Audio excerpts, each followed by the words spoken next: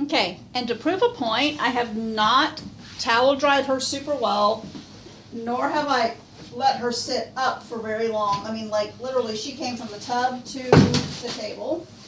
And if I could stop throwing things around, we might be better off. I've got her cotton balls for her ears. And do you notice how much water's on my table now that wasn't on from the ones we did earlier this morning? She just got my tablecloth or my table cover really wet because she's wet. So there's your proof that she's wet. Haha, you're like you didn't believe me.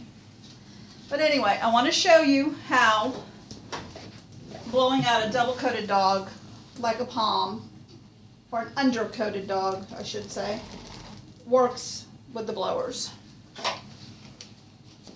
What you're going to do is you're going to do most of your de-shedding with your blower. You're going to blow at the skin for the most part. And again, I'm going to blow her out and then use my spray on her after that.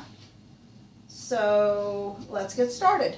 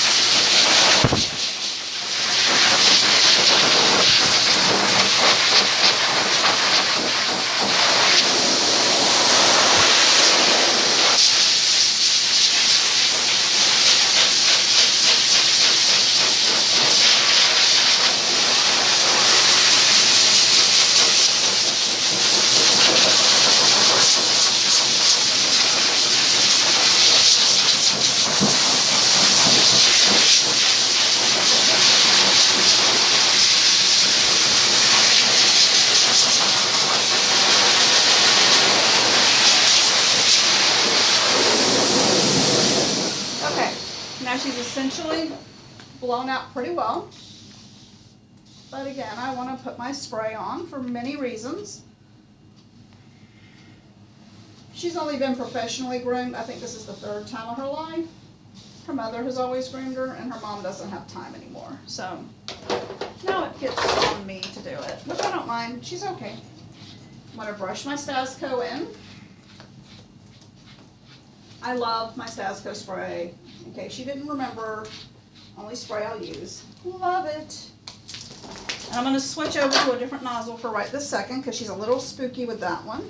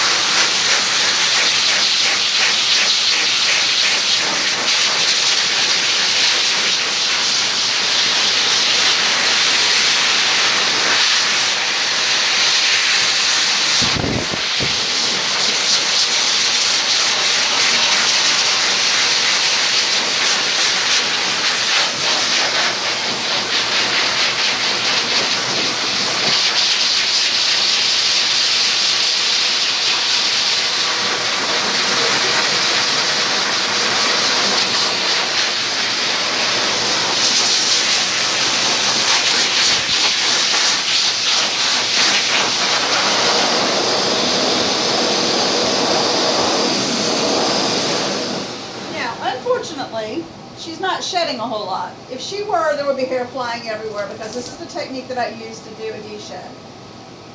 I really thought she'd have a lot more hair, but you can still see how fast she's drying, so we're just going to keep going. And again, I'm fluffing her up from the bottom to the top, from the back to the front, and I'll blow her head forward as well.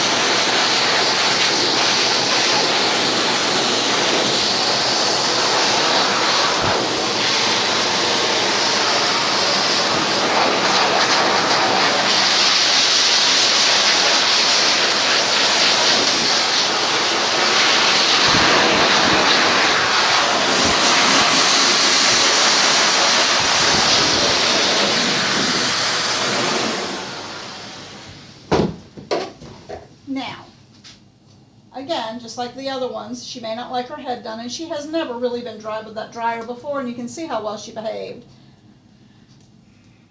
I'm going to comb her out. And I'm going to place her in the back under the fan to finish drying while I dry her buddy. Now, if she had had a lot of undercoat, like I really expected she was going to have, it would be flying all over this room. But do you see how straight she was? And by directing the heat down at the skin, I'm able to get this coat really well fluffed, and she looks great. And she's a pretty good little girl, too.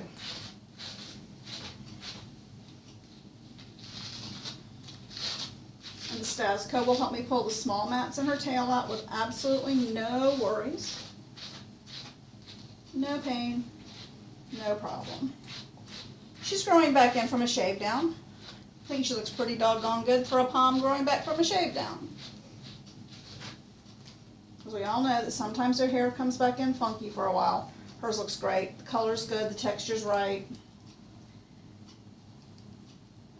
And she kind of debunks the theory that the undercoat grows faster than the guard hair because she has no undercoat. So she's a weird little cookie. But I like her anyway. And we're going to take your cotton ball out before we put you in the back. The other good thing is if you don't get all of it out in the tub, the cotton ball helps pull out the rest. You ready to go?